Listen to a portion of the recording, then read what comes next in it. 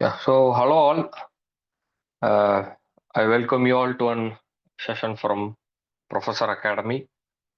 So இன்னைக்கு நம்ம for the past 3 டேஸா நம்ம வந்து சிஎஸ்ஐஆர் நெட்ல பார்ட் ஏல டிஃப்ரெண்ட்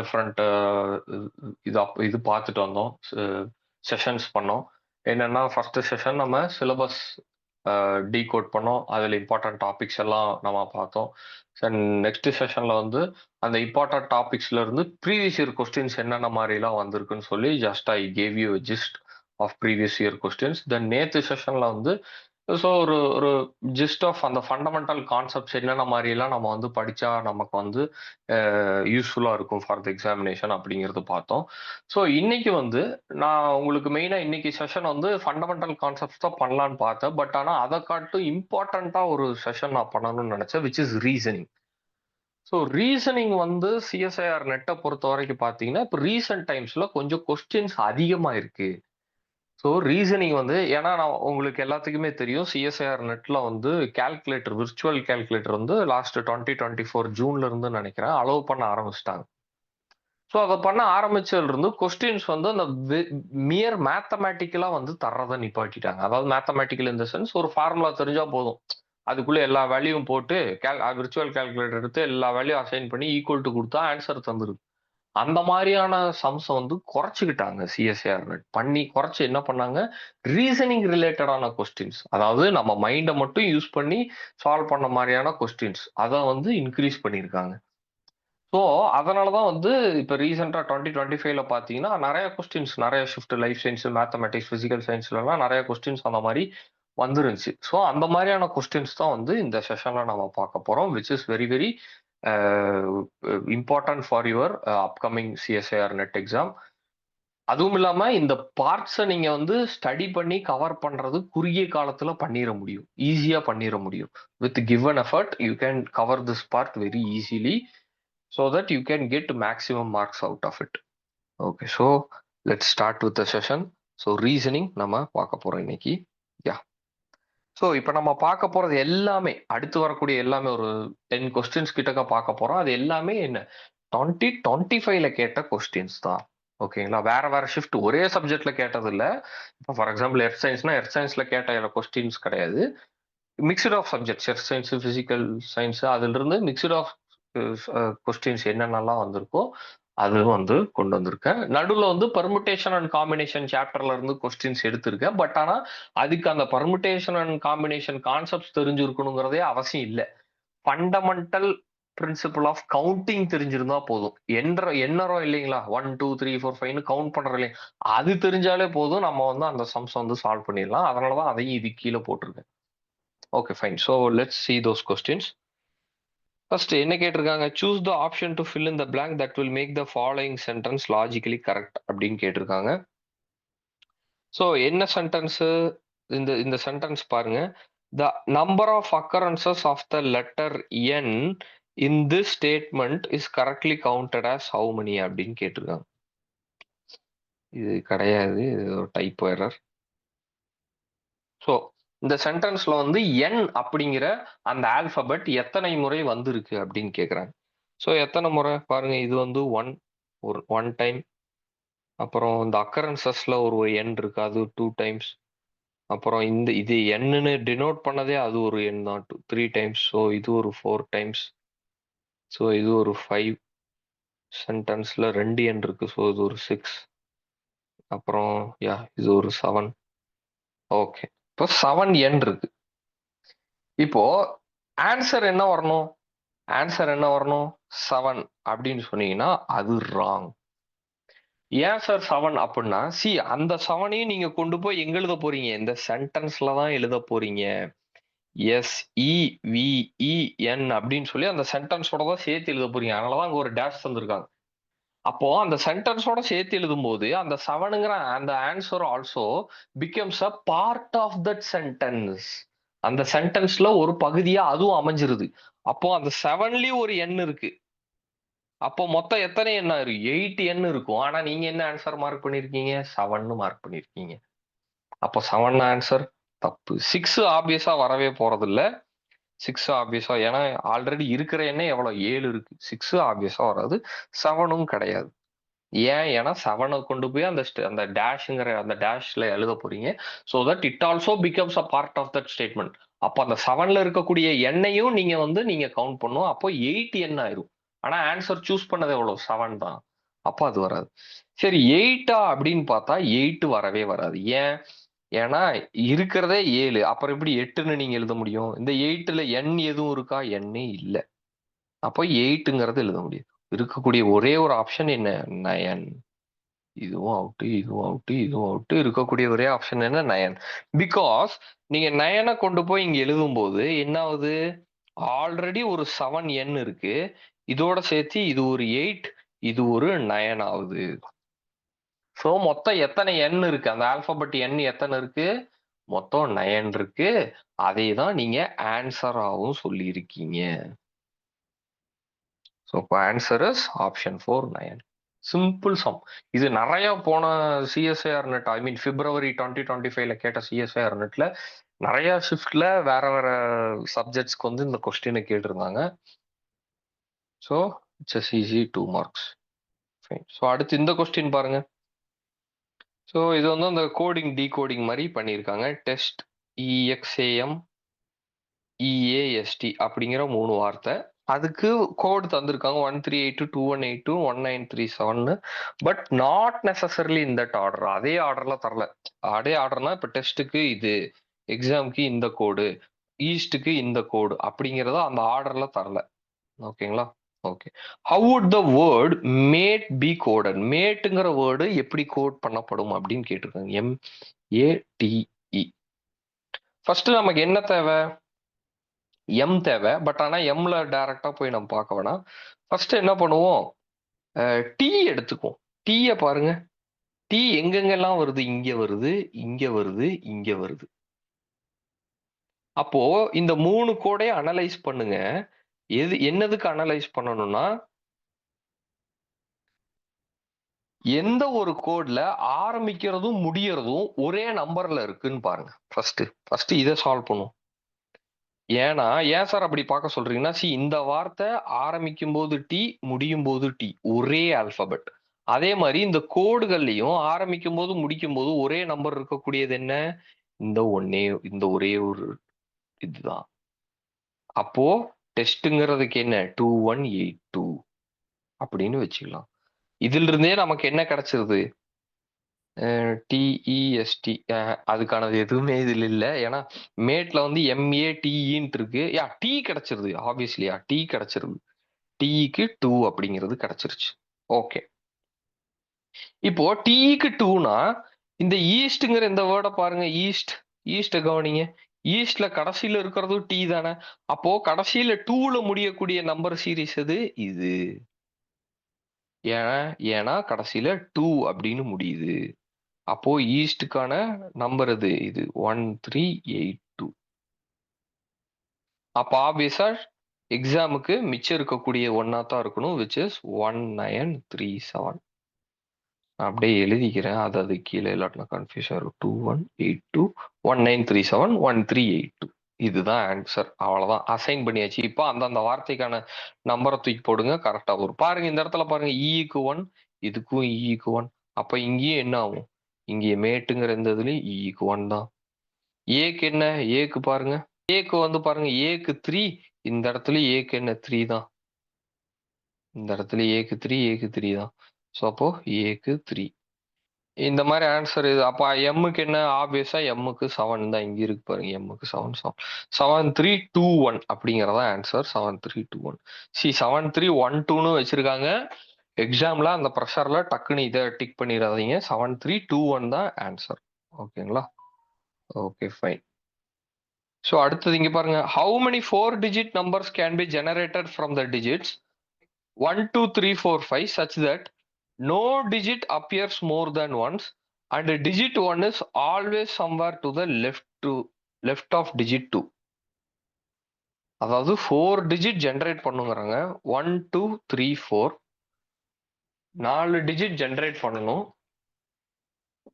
அந்த 4 digitல வந்துட்டு நமக்கு 1 2 3 4 5 வரைக்கும் யூஸ் பண்ணிக்கலாம். 1 2 3 4 5 இந்த 5 இது வேணா இதுதான் வந்து அந்த permutation and combination sum. But ஆனா இதுக்கு அந்த கான்செப்ட் தெரிஞ்சிருக்கணும்னு அவசியமே இல்ல. சிம்பிள் லாஜிக் யூஸ் பண்ணா போதும். Such that no digit appears more than ones. அதாவது இந்த நம்பர்ஸ் யூஸ் பண்ணி நீங்க ஒரு 4 டிஜிட் நம்பர் ஃப்ரேம் பண்ணும்போது அதுல நம்பர்ஸ் ரிப்பீட்டேஷன் இருக்கக்கூடாது அப்படிங்கிறாங்க. அண்ட் இன்னொரு கண்டிஷன் என்ன, digit 1 is always somewhere to the left of 2. அதாவது இப்ப 2 அப்படின்னு போட்டோம்னா 2ஓட லெஃப்ட்ல 1 அப்படிங்கிறது இருக்கணும். அது பக்கத்திலேயே இருக்கலாம், இல்ல ஒரு டிஜிட் தள்ளி இருக்கலாம், இல்ல 2 டிஜிட் தள்ளி இருக்கலாம். இதுதான் மீனிங். ஆனா சம்வேர் லெஃப்ட்ல இருக்கணும். அப்போ ஃபர்ஸ்ட் அந்த 1 2 பிளேஸ் பண்ணி நான் ஃபர்ஸ்ட் போடுறேன். ஃபர்ஸ்ட் 1 2 இங்க போடுறேன். அடுத்து இன்னொரு 4 டிஜிட் நான் ஃப்ரேம் பண்றேன். அதுல 1 2 இங்க போடுறேன். அடுத்து இன்னொரு 4 டிஜிட்டும் நான் ஃப்ரேம் பண்றேன். அதுல 1 2 இங்க போடுறேன். இது ஒரு 3 டிஜிட் எனக்கு ஃப்ரேம் ஆயிருச்சு. ஓகே. என்ன பண்ணுவோம், அப்படியே ஓரமா வச்சிருவோம். ஓகே. அடுத்து பாருங்க. அடுத்து ஒரு 4 டிஜிட். இதுல என்ன பண்றேன், 1 2 இப்படி வச்சிடறேன். நடுவுல ஒரு டிஜிட் கேப் விட்டு வச்சிடறேன். அப்போ அடுத்தது எங்க, அடுத்தது இங்க 1 2 இப்படி வச்சிடறேன். அடுத்தது இன்னொன்னு என்ன பண்ணலாம், அடுத்தது எண்டுக்கும் எண்டுக்கும் வைக்கலாம். அதாவது இங்க ஒரு 1 இங்க ஒரு 2 இப்படி வைக்கலாம். கரெக்டா? ஓகே. இப்ப என்ன பண்ணலாம், இப்போ இவ்வளவுதான். இதான் வந்து பாசிபிலிட்டிஸ். இதுதான் இத்தனை பாசிபிலிட்டிஸ்ல தான் நம்பர்ஸ் வந்து நம்மளால ஜெனரேட். இதுக்கு மேல 1 2 வேற ஏதாவது அரேஞ்ச்மெண்ட்ல பண்ண முடியுமா? சி 2 1ன்னு போடக்கூடாது. கண்டிஷன் என்ன, 2ஓட லெஃப்ட்ல தான் 1 இருக்கணும். அப்போ 1 2ங்கிற கண்டிஷன் தான். அது இந்த மாதிரி எப்படி வேணா அரேஞ்ச் பண்ணிக்கலாம். Okay fine. இப்ப என்ன, இப்ப இதுல இருந்து பாருங்க. இப்ப இந்த இதுல இருந்து பாருங்க. இப்போ இந்த இதை சால்வ் பண்ணுங்க. ரிமைனிங் வேல்யூஸ் என்ன 1 2 எடுத்தாச்சு. அதை இனி ரிப்பீட் பண்ணக்கூடாது. ஏன்னா அது கண்டிஷன். இதை இனி ரிப்பீட்டே பண்ணவே கூடாது. மிச்சம் இருக்கக்கூடியது 3 4 5 3 நம்பர்ஸ் இருக்கு. அப்போ இந்த இடத்துல எத்தனை நம்பர்ஸ் வரலாம், 3 நம்பர்ஸ் வரலாம். இந்த இடத்துல மிச்சம் இருக்கக்கூடிய 3ல ஏதோ ஒன்னு சூஸ் பண்ணிட்டேன். ஃபார் எக்ஸாம்பிள் 3 சூஸ் பண்ணிட்டேன்னு வைங்க. மிச்சம் இருக்கிறது என்ன, 2 4 5 தான். அப்போ இந்த இடத்துல 2 தான் வர்றதுக்கு வாய்ப்பு இருக்கு. அதே தான் இங்கேயும். இங்க 3 நம்பர்ஸ் வர்றதுக்கு வாய்ப்பு இருக்கு. இங்க 2 நம்பர்ஸ் வர்றதுக்கு வாய்ப்பு இருக்கு. இங்கேயும் 3 நம்பர்ஸ், இங்கேயும் 2 நம்பர்ஸ். இங்கேயும் 3 நம்பர்ஸ், இங்கேயும் 2 நம்பர்ஸ். இங்க 3 நம்பர்ஸ்ல ஏதோ ஒண்ணு வர்றதுக்கு வாய்ப்பு இருக்கு. இங்க 2 மிச்சம் இருக்கக்கூடிய 2ல ஏதோ ஒண்ணு வர்றதுக்கு வாய்ப்பு இருக்கு. இங்க 3ல ஏதோ ஒண்ணு வர்றதுக்கு வாய்ப்பு இருக்கு. இங்க 2ல ஏதோ ஒண்ணு வர்றதுக்கு வாய்ப்பு இருக்கு. இப்ப இது எல்லாத்தையும் இன்டு பண்ணுங்க. இது இன்டு இது 3 2s are 6. இந்த 3 2s are 6. இந்த 3 2s are 6. 3 2s are 6. 6 6. அப்ப மொத்தம் எத்தனை 6 இருக்கு, 6 6 இருக்கு. Into 6 which is 36. இவ்வளவுதான் ஆன்சர். இவ்வளவுதான் ஆன்சர். இந்த மாதிரி சம்முக்கு இதுதான் approach. This is what the answer. இதுக்கு பர்முடேஷன் அண்ட் காம்பினேஷன்ல என்பிஆர் அப்படிங்கிற அந்த ஃபார்முலா எல்லாம் போட்டு பண்ணுவாங்க. அதெல்லாம் அவசியமே கிடையாது. சிம்பிள் இந்த மாதிரி கவுண்டிங்லயே நம்மளால ஈஸியா இந்த சம் சால்வ் பண்ணிட முடியும். ஜஸ்ட் அந்த பாசிபிலிட்டிஸ் மட்டும் நம்ம எழுத தெரிஞ்சுக்கணும். 1 2 பக்கத்துல பக்கத்துல இருக்கணும். 2க்கு லெஃப்ட்ல தான் 1 இருக்கணுங்கிறது கண்டிஷன். அப்போ இது ஒரு பாசிபிலிட்டி. நடுவுல வரலாம், இது ஒரு பாசிபிலிட்டி. அப்புறம் ஓரத்துல வரலாம், இது ஒரு பாசிபிலிட்டி. அப்புறம் நடுவுல கேப் விட்டு வரலாம், இது ஒரு பாசிபிலிட்டி. அப்புறம் இது ஒரு பாசிபிலிட்டி. அப்புறம் 2 எக்ஸ்ட்ரீம் எண்ட்ல வரலாம், இது ஒரு பாசிபிலிட்டி. மிச்சம் இருக்க இடத்துல எல்லாம் என்னென்ன நம்பர்ஸ் வர்றதுக்கு வாய்ப்பு இருக்கு அப்படிங்கிறத எழுதி இன்டூ பண்ணுங்க போதும். அவ்வளவுதான். ஃபைன். ஸோ அடுத்து இந்த கொஸ்டின் பாருங்க, டைரக்ஷன் சென்ஸ் கொஸ்டின். சிம்பிள். என்ன கேட்டிருக்காங்க, if I walked east 100 meters. Okay, இங்க இங்க இருக்கேன். North, 1 second, north, south, east, west. If I walked east 100 meters, turned right and walked 60 meters. ரைட்டுங்கும் போது இந்த டைரக்ஷனை பார்த்துருக்க, ரைட்டுங்கும் போது இந்த பக்கம். ஸோ இதுல போய் அவ்வளோ 60 மீட்டர் நடக்கிறேன். டேர்ன்டு லெஃப்ட், இப்போ இந்த டைரக்ஷன் பார்த்துருக்க, லெஃப்ட்டுங்கிறது இந்த பக்கம். ஓகேங்களா? Okay fine. லெஃப்ட்ல திரும்பி 150 மீட்டர் நடக்கிறேன். Okay. And டேர்ன்டு left again I would be facing எந்த டைரக்ஷன் அப்படின்னு கேட்குறேன். இப்போ லெஃப்ட் திரும்பினா எந்த டைரக்ஷன் பார்த்து நின்றுட்டு இருக்கேன்? நார்த்து. சிம்பிள் டைரக்ஷன்ஸ் பாருங்க. இது 2025ல கேட்டது இத்தனைக்கு. பாருங்க எவ்வளவு ஈஸியா இருக்கு. 100 மீட்டர்ஸ் நடக்கிறேன், ரைட்டு திரும்பி 60 மீட்டர் போறேன், திரும்ப லெஃப்ட் திரும்பி 150 மீட்டர் போறேன். போனதும் லெஃப்ட் திரும்பி நின்னுட்டு எந்த டைரக்ஷனை பார்த்து நின்னுட்டு இருக்கேன்னு கேக்குறாங்க. Which is north. நார்த்தை பார்த்தா நின்று இருக்கேன். அவ்வளவுதான். ஸோ அடுத்து இந்த கொஸ்டின் பாருங்க, சிம்பிள். அதே மாதிரி இன்னொரு question. The third, the third smallest 3-digit odd number using the digits 1 to 9. First 1, 2, 3, 4, 5, 6, 7, 8, 9. 9 digits எடுத்துக்கிட்டேன். இதுல என்ன சொல்றாங்க? What is the third smallest 3-digit number? 3-digit odd numberன்னு கேக்குறாங்க. அதாவது ஃபர்ஸ்ட் என்ன கண்டிஷன்? அது ஒரு 3 டிஜிட்டா இருக்கணும். அதுலயும் என்ன கண்டிஷன்? அது ஆட் நம்பர்ஸ் பயன்படுத்தி ஆட் நம்பர்ஸால வந்த நம்பரா இருக்கணும். அதுக்கப்புறம் இன்னொன்னு என்ன? அது தேர்ட் ஸ்மாலஸ்டா இருக்கணும். இதுதான் கண்டிஷன். ஃபர்ஸ்ட் ஆட் நம்பர்ஸ் எல்லாம் என்ன? ரவுண்ட் பண்ணிக்கோ. 1, 3, 5, 7, 9 இதெல்லாம் தான் ஆட் நம்பர்ஸ். ஓகே. இதுல ஸ்மாலஸ்ட் 3 டிஜிட்னா எது? இப்போ இந்த நம்பர்ஸ் எல்லாத்தையும் வச்சு என்னால ஸ்மாலஸ்ட் இந்த இடத்துல ரிப்பீட்டேஷன், நாட் ரிப்பீட்டேஷன் கண்டிஷன்லாம் தரல. அதனால நீங்க 3 நம்பரையுமே 111 அப்படின்னு கூட நீங்க வச்சுக்கலாம். அப்படி வைக்கும்போது இப்போ 111 அப்படின்னு வச்சீங்கன்னா இதுதான் என்ன இருக்கிறதுலே ஸ்மாலஸ்டா இருக்க முடியும். ஆப்வியஸா இதானே இருக்கிறது.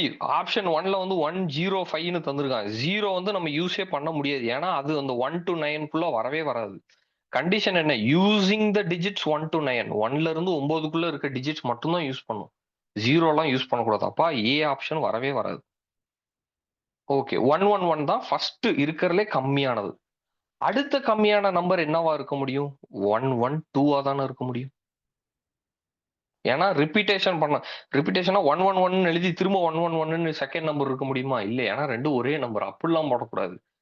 ஃபர்ஸ்ட் நம்பர் 111 ஆயிடுச்சுன்னா செகண்ட் அதை விட கம்மியா இருக்கிறது எவ்வளவு? 112. அது ஆப்ஷன்ல இருக்கா? இல்ல. அது ஆக்சுவலா அது வந்து செகண்டும் கிடையாது. நமக்கு என்ன? தேர்ட் ஸ்மாலஸ்ட் தான் வேணும். தேர்ட் ஸ்மாலஸ்ட்ங்கிறது விச் இஸ் 113. 113. ஆப்வியஸா இது என்னது? இது ஒரு ஆட் நம்பர். இது ஈவன் நம்பர். 112ன்னு முடியுது. இது ஈவன் நம்பர். ஆப்வியஸா அது எழுத முடியாது. ஆட் நம்பர் தான் போட முடியும். Which is 113. இதுதான் answer. Simple some. Third smallest 3 digit number அப்படின்னு கேட்டிருக்காங்க. ஓகே. இதுக்கு 113 வராது.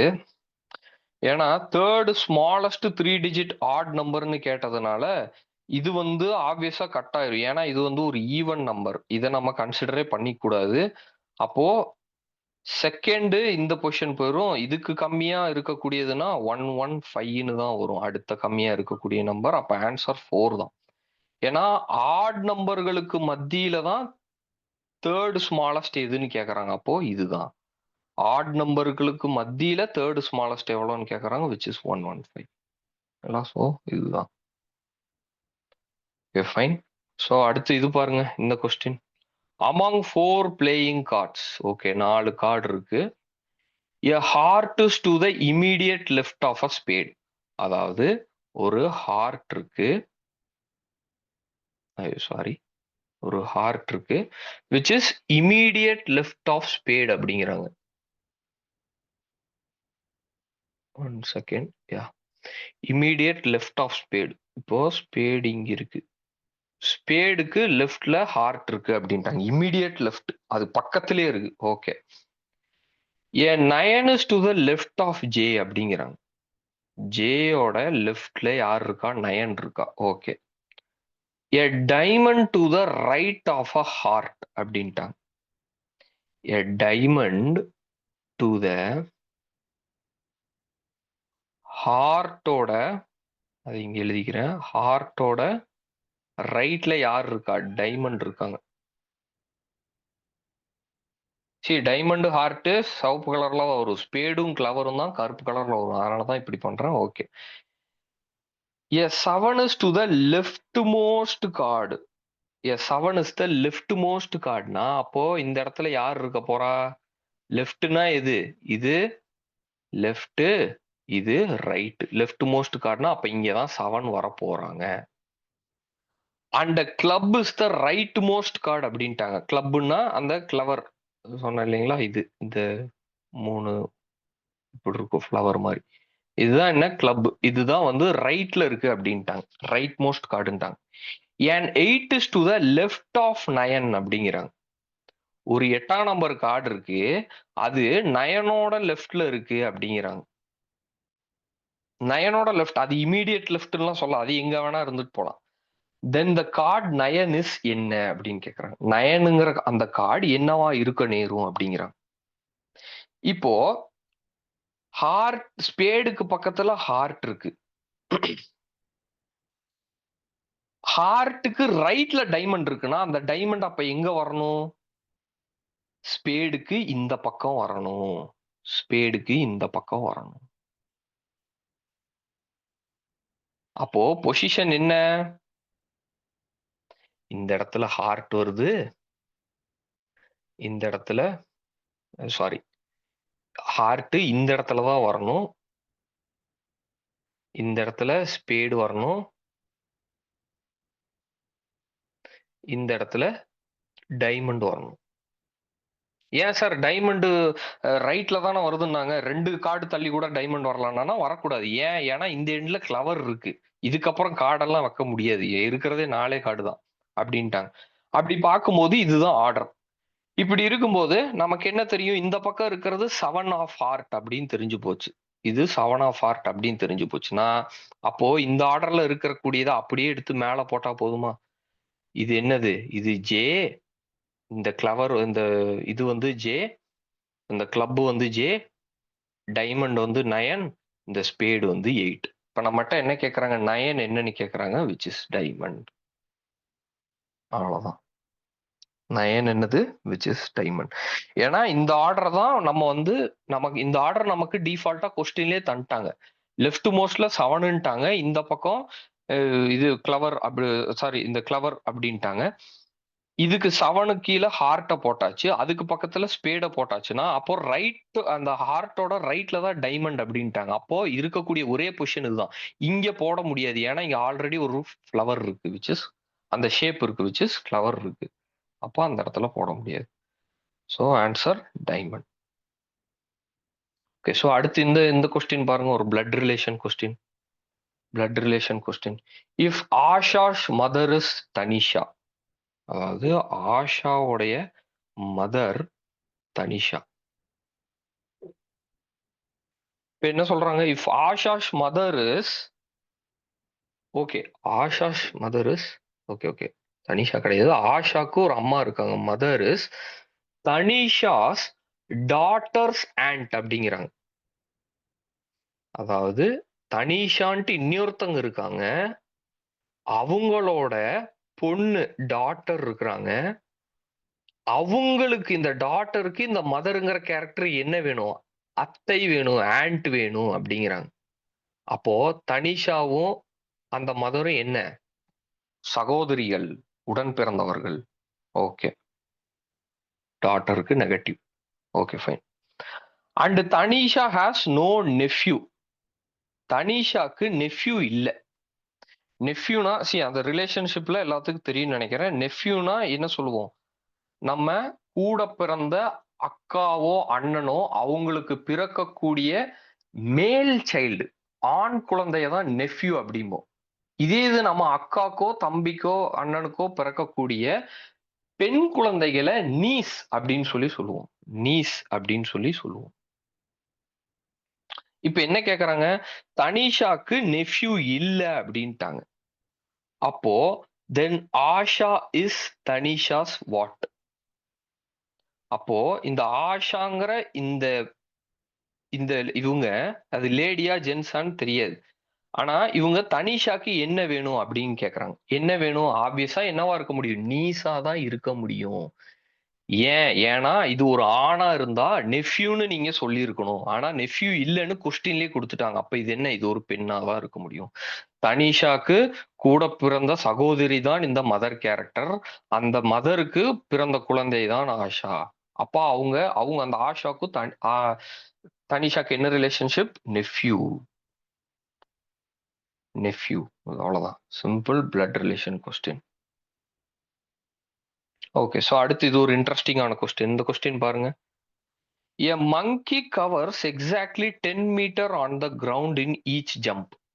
ஓகே. ஒவ்வொரு ஜம்ப்லயும் அது என்ன ஆகுது, அந்த மங்கி 10 மீட்டர் கடக்குது. What is the least number of jumps required to cover a distance of 1 meter away from where the monkey jumps first? இப்போ இது ஒரு மரம்னு வச்சுப்போம். இது ஒரு மரம். இங்க ஒரு மரம் இருக்கு. இப்போ இந்த மரம் தான் அதோட ஃபர்ஸ்ட் ஜம்பிங் பாயிண்ட். இங்கிருந்து இங்கே ஜம்ப் ஆகுது. அது எவ்வளவு மீட்டர்? 10 மீட்டர் ஜம்ப் ஆயிருச்சு. இப்போ நம்மகிட்ட என்ன கேக்குறாங்க? அது எத்தனை முறை ஜம்ப் செய்தால் அது ஆரம்பித்த புள்ளியிலிருந்து அது முடிக்கும் புள்ளிக்கு வெறும் 1 மீட்டர் தூரம் தான் இருக்கும் அப்படின்னு கேக்குறாங்க. இப்போ அந்த குரங்கு நேர் வழியில தான் பயணிக்குமா? அப்படிலாம் இல்ல. ஜிக்ஸாகா போகும். திடீர்னு ஹைட்டா போயிட்டு கீழ வரும். இங்கிருந்து கோணையா போகும். எப்படி வேணா அது ஜம்ப் பண்ணி போகும். அதுக்குன்னு ஒரு ஒரு டிஃபைன்டு பாத் இல்ல. குரங்கு அது. அது எப்படி வேணா போகும். அப்போ நான் என்ன ஸ்ட்ராட்டஜி யூஸ் பண்றேன்னா, இந்த குரங்கு ஆல்ரெடி இங்கிருந்து இங்க ஜம்ப் ஆயி வந்துருச்சு. இப்போ இங்க ஒரு மரம் இருக்கு. இப்ப இந்த குரங்கு இங்கிருந்து இங்க ஜம்ப் ஆகும்போது இங்க வந்துருச்சு. ஆல்ரெடி இன்னொரு 10 மீட்டர் கவர் ஆயிருச்சு. இது ஃபர்ஸ்ட் ஜம்ப். இது செகண்ட் ஜம்ப். இந்த ஜம்ப்ல ஒரு 10 மீட்டர், இந்த ஜம்ப்ல ஒரு 10 மீட்டர் கவர் ஆயிருச்சு. இப்ப என்ன கேக்குறாங்க? ஃபர்ஸ்ட் அதாவது இனிஷியலா ஃபர்ஸ்ட் ஜம்ப் பண்ண பொசிஷன்ல இருந்து இப்ப இருக்க பொசிஷனுக்கு 1 மீட்டர் வரணும்னா நான் எத்தனை ஜம்ப் பண்ணுங்கிறாங்க. ஆப்வியஸா இது ஒரு பர்ட்டிகுலர் ஆங்கிள்ல இப்படி போயிட்டு ஒரு பர்ட்டிகுலர் ஆங்கிள்ல லைட்டா தள்ளி குதிச்சா அது என்ன ஆகும்? 1 மீட்டர் கிடைச்சிருமா? அதாவது இங்க ஒரு மரம் இருக்குங்க. மரம் இருக்கு. சரியா? இன்னொரு மரம்னு வச்சுக்க வேணாம். அது மரம்னு வேணாம். இங்க மரம் இருக்கு. இந்த மரத்துல இருந்து ஃபர்ஸ்ட் ஜம்ப் பண்ணிருச்சு. இப்ப இந்த மரத்துல இருக்கு. இப்ப இந்த குரங்கு என்ன பண்ணுது? லைட்டா ஒரு ஆங்கிள மாத்தி என்ன பண்ணுது? இந்த மரத்துக்கு ஜஸ்ட் ஒரு 1 மீட்டர் தள்ளி விழுது. 1 மீட்டர் தள்ளி இங்க ஜம்ப் பண்ணுது. அதே 10 மீட்டர் தான் கவர் பண்ணுது. ஆனா ஆங்கிள மட்டும் லைட்டா மாத்தி இப்படி விழுந்துருது. அப்போ என்ன ஆகுது? எனக்கு கொஸ்டின்ல தந்த கிவன் அடைஞ்சுட்டேனா நானு? கொஸ்டின்ல தந்த கண்டிஷன சாட்டிஸ்ஃபை பண்ட்டேனா? அப்போ இந்த இடத்துல லீஸ்ட் நம்பர் ஆஃப் ஜம்ப்ஸ் நீங்க கேட்கலாம் சார் அது என்ன சார் ஒரு ஜம்ப்ல தானா அது ஏன் 10 ஜம்ப் கழிச்சு பண்ணக்கூடாதா அப்படின்னு நீங்க கேட்கலாம். ஆனா கொஸ்டின்ல என்ன கேக்குறாங்க? What is the least number of jumps? கம்மி ஜம்ப்கள்ல அந்த 1 மீட்டர் அளவை எனக்கு அடையணும்னா அப்போ 2 ஜம்ப்ஸ்ல என்னால அதை பண்ண முடியும். Answer is option 2. First jump போறப்போ இங்க போய் அது மங்கி லேண்ட் ஆயிருச்சு. செகண்ட் ஜம்ப் அந்த மரத்துல இருந்து ஒரு பழம் விழுந்து இங்க கிடக்குது. பழம் விழுந்து இந்த இடத்துல கிடக்குது. அது அந்த ஃபர்ஸ்ட் குதிச்ச ஜம்புக்கும் இந்த பழத்துக்கும் நடுவுல உள்ள டிஸ்டன்ஸ் 1 மீட்டர். அந்த பழத்தை குறி வச்சு இந்த மங்கி இங்கிருந்து சல்லுன்னு இங்க வந்து குதிக்குது. அப்போ அந்த ஃபர்ஸ்ட் இருந்த குதிச்ச இடத்துக்கும் இப்ப இந்த பழம் விழுந்து இருக்க இடத்துக்கும் எவ்வளவு டிஸ்டன்ஸ் விச் இஸ் 1 மீட்டர். அப்போ அந்த 1 மீட்டர் அந்த கேப் அச்சீவ் பண்ணணும்னா எனக்கு எத்தனை ஜம்ப் தேவை? வெறும் 2 ஜம்ப்லயே என்னால அச்சீவ் பண்ணிட முடியும். 3 இதே இது நேர்கோட்டுல ஜம்ப் ஆயிட்டு போச்சுன்னா இது ஒரு 10 மீட்டர். அடுத்து நேர்கோட்டுலனா அடுத்து 10 மீட்டர் தான் கவர் ஆகும். அது கரெக்ட்டா வந்துட்டு அந்த ஃபர்ஸ்ட் பாயிண்ட்டுக்கும் அடுத்த இதுக்கும் 1 மீட்டர் வரணும்னா, அது கண்டிப்பா என்ன பண்ணும்? திரும்ப போனதிலேயே வந்தா தான் முடியும். திரும்ப இந்த பக்கம் போச்சுன்னா, ஃபர்ஸ்ட் இதுக்கும் 20 மீட்டர் ஆயிரும் கேப். ஆனா எனக்கு என்ன வேணும்? ஆரம்பிச்ச புள்ளிக்கும், இப்ப இருக்கிறதுக்கும் 1 மீட்டர் கேப் வேணும். அப்ப என்ன பண்ணும்? போயிட்டு திரும்ப வரணும். திரும்ப வரும்போது லைட்டா தள்ளி குதிச்சிரணும். குதிக்கும்போது எனக்கு 1 மீட்டர் கேப் வரும். இதெல்லாம் ஒரு கொஸ்டினா சார் நீங்க கேட்கலாம். But it's a simple reasoning question.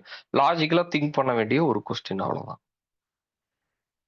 So that comes to our end of session. So நிறைய கொஸ்டின்ஸ் பார்த்தோம். Coding, decoding, number series number சீரிஸ்ல டைரக்ஷன், பிளட் ரிலேஷன், அதுக்கப்புறம் அந்த பர்முட்டேஷன் அண்ட் காம்பினேஷன்ல அந்த எப்படி நம்பர் ஃப்ரேம் பண்ணி அதை எப்படி கவுண்ட் பண்றது அது. அப்புறம் இந்த இப்போ லாஸ்டா பார்த்த இந்த மங்கி சம் இதே மாதிரி இந்த மங்கி சம் வந்து 2025ல கேட்டாங்க. ஆனா இதே மாதிரி சம் 2016, 2018ல வந்து ஃப்ராக வச்சும் அப்புறம் வேற ஏதோ ஒரு ஸ்பீஸ் வச்சு கேட்டிருக்காங்க இதே சம். இது எல்லாமே ஒரு ரிப்பீட்டட் கைண்ட் ஆஃப் கொஸ்டின்ஸ் தான். எல்லா வருஷமும் ஒரே கைண்ட் ஆஃப் கொஸ்டின் தான் வந்துட்டு நமக்கு most of the time repeat பண்ணுவாங்க. ஸோ அதன் வகையில இப்ப நம்ம பார்த்தது ரீசனிங். ஸோ நம்ம ஜூலை 7 அதாவது which is from tomorrow we are starting a crash course for CSIR NET part A specifically. So part A வந்து நம்ம கிராஷ் கோர்ஸ் ஸ்டார்ட் பண்றோம். So which is 999 course fee வந்து 999 ஃபார் 15 டேஸ், கண்டினியூஸ் 15 டேஸ்க்கு இருக்கும். நாளைக்கு ஆரம்பிச்சதுன்னா 21st வந்து நம்ம இந்த கோர்ஸ் முடிஞ்சிரும். So yeah, I hope you all get benefitted out of this course. So படிங்க, நல்லா ஸ்டடி பண்ணுங்க. So I hope this session was useful. Reasoning எவ்வளோ இம்பார்ட்டன்ட்டுங்கிறது உங்களுக்கு புரிஞ்சிருக்கும் இந்த செஷனுக்கு அப்புறம் நினைக்கிறேன். So study well. I will meet you all இந்த செஷன். ஓகேங்களா? Okay, thank you all.